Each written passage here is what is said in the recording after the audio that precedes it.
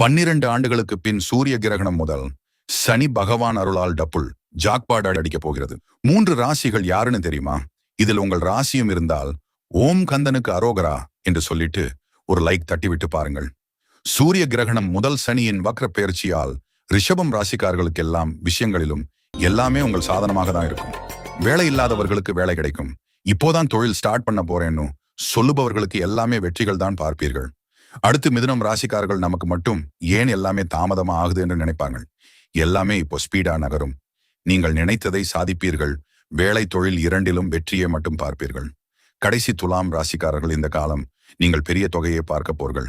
இதுல நீங்கள் உங்கள் வீட்டிற்கு தேவையான பொருட்களை அதிக தொகையை கொடுத்து வாங்குவீர்கள். புதிதாக திருமணமாகியவர்கள் குழந்தை பாக்கியம் உண்டாகும். வெளிநாடு செல்லும் என்று ஆசைப்படுபவர்கள் இப்பொழுது நாள்ல காலமாக அமையும். சனி பகவான் அருளால் இந்த 3 ராசிகளுக்கு வெற்றிகளை மட்டும்தான் பார்ப்பீர்கள்.